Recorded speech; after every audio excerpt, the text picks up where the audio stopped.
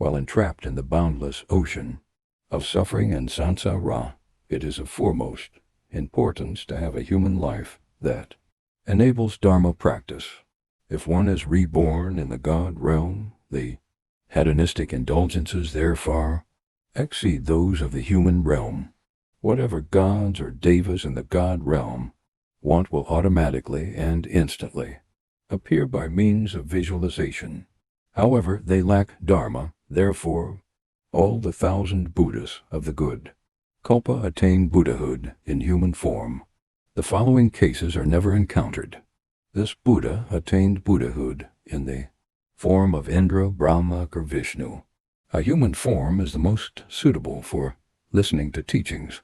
That's why the 1,000 Buddhas of the Good Kalpa all attain enlightenment in the forms of humans. As said in the way of the Bodhisattva, having a human life is beyond our expectations even in a dream, so we should feel very fortunate.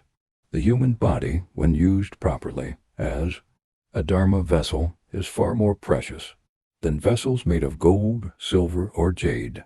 It is a great pity if we don't use our human life properly, and even worse, if we use it for wrongdoing. However, people of the degenerate age don't appreciate the precious human life. They are unwilling to follow a sequential order and practice the Dharma properly.